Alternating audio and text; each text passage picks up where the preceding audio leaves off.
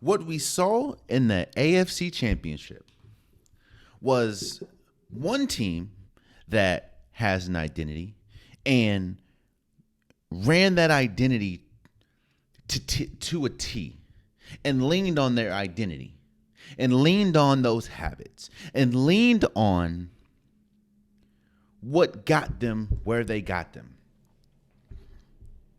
And we saw another team that had an identity, had a winning identity, has a winning identity. Yet, for reasons that we'll discuss, completely diverted from their identity. And as we sit here today, one team obviously advanced and the other team didn't. Going into the AFC Championship game, the talk was, can Lamar Jackson, the Baltimore Ravens, seal the deal?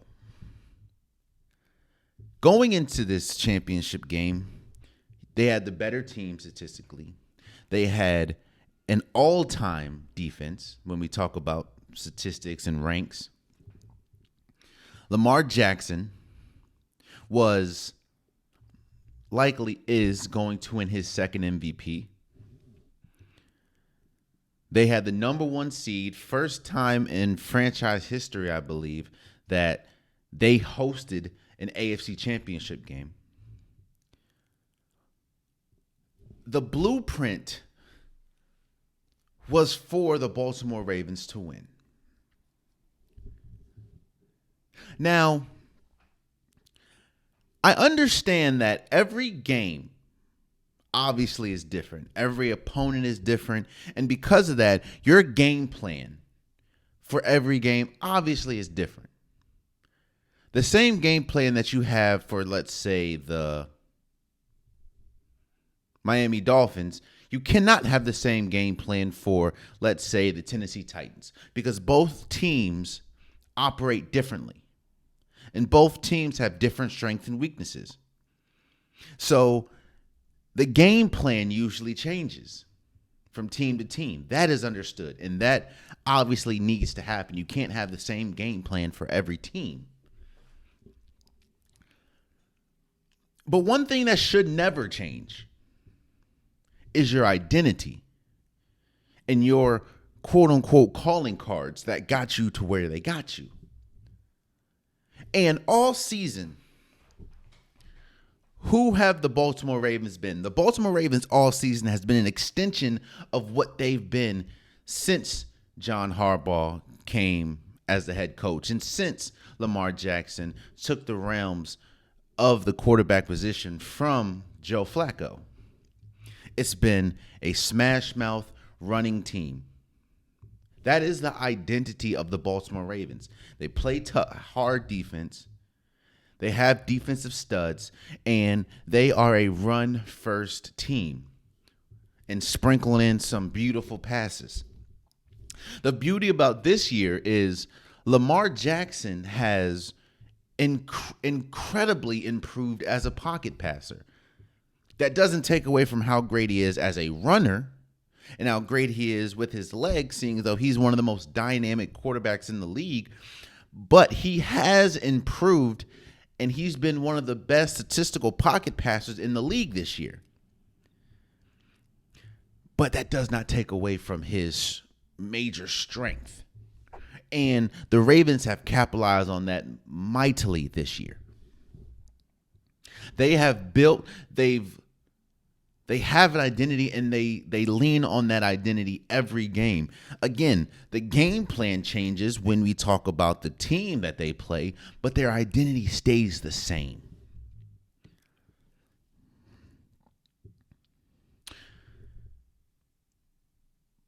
And going into the AFC Championship, everything lined up for the Ravens. Everything. And this we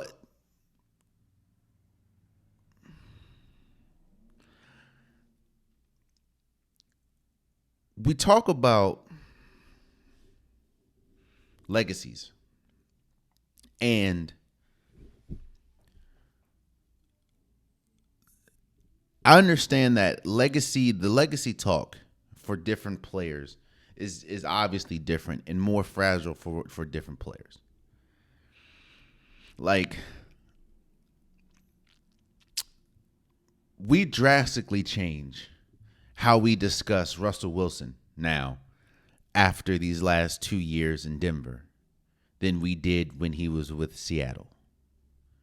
The legacy talk changed because we've received new data. And for Lamar Jackson, now obviously all this is, fan driven, media driven, and I'm sure that Lamar Jackson is going to be just fine. But as we speak right now, the way that we discussed Lamar Jackson and the way that we currently discuss Lamar Jackson, there was a chance that it could drastically change. There was a lot of pressure on Lamar Jackson's shoulders, whether he feels it or not, whether he believes it or not, whether he wants to acknowledge it or not. There was a lot of pressure on Lamar Jackson's shoulders.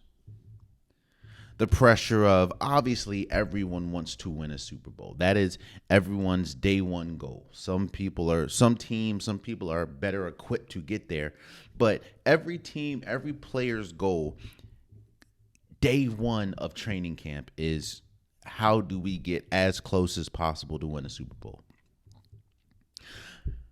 There are certain players that talent is so much higher than other people's that sometimes it's an expectation that you get as close as possible to a Super Bowl. Lamar Jackson finds himself on that list.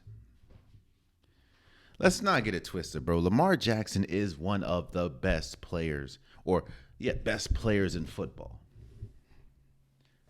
That's just honest. So there's a lot of expectations to that.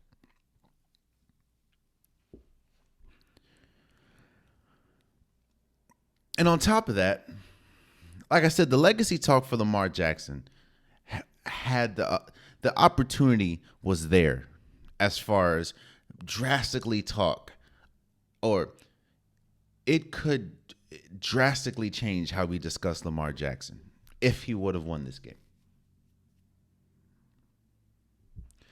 Again, there has never been a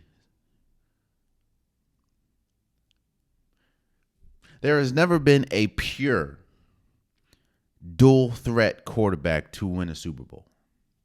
You can argue Russell Wilson when he was with the Seahawks. You can argue Patrick Mahomes, but they don't run out of design. They run out of necessity. And Patrick Mahomes, he is a capable runner, but I wouldn't consider him a dual threat quarterback. I would say that if he needs to get out the pocket to make a big play or two, he will do that. Same as Russell Wilson. Russell Wilson is probably one of the best, when he was with Seattle, is probably one of the best off-script players, because if a play broke down, he would use his legs to extend the play.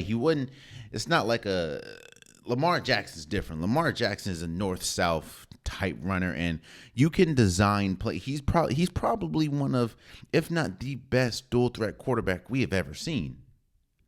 And there's a different way how dual threat quarterbacks obviously approach the game. And again, there's never been a dual threat quarterback to win a Super Bowl. The closest that they've gotten, obviously, was Jalen Hurts last year, but he isn't even on the same level as Lamar Jackson, and Cam Newton in Super Bowl 50. So that legacy was on Lamar Jackson as well.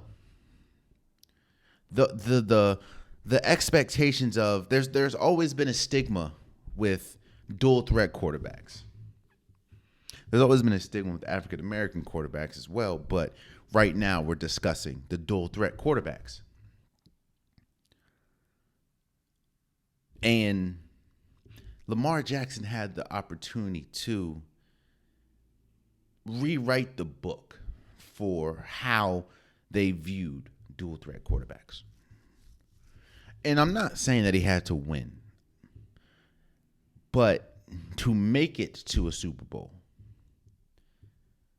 would have changed that narrative, changed that dynamic drastically, because we look at people like Cam Newton and Lamar Jackson as the greatest to do it at the dual threat quarterback position.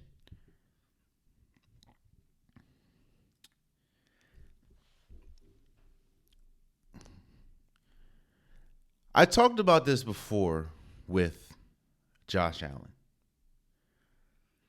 and the Bills, especially last year, and I think last year and this year. I talk about when the stars align and how it's very rare for the stars align for a team, for a player. And when the stars align for that team or player, you have to capitalize, because there is a chance that those stars will never align again. It just so happened that it did it twice in a row for the Buffalo Bills, and twice in a row they didn't capitalize. The stars aligned for the Baltimore Ravens this year. Again, all the factors that I said, being the number one seed, having a statistically historic defense, Lamar Jackson, the MVP, possibly, more than likely, yes, playing at home in the AFC Championship, going against, you can argue, the weakest that the Kansas City Chiefs will ever be.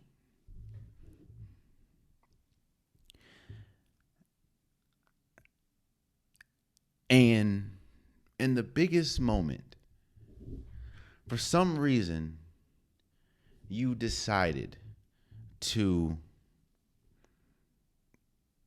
go against your identity. And I'm here to tell everyone that's listening, when you go against your identity, 9.5 times out of 10, it does not go the way that you would like it to go. Oh man, you stayed to the end of the video. I appreciate you. If you like what you saw, be sure to hit that subscribe button so you'll never miss any content from your boy. You can also go back and watch past episodes, past clips, and don't forget that the Unpopular Podcast, new episodes drop every Wednesday and Saturday.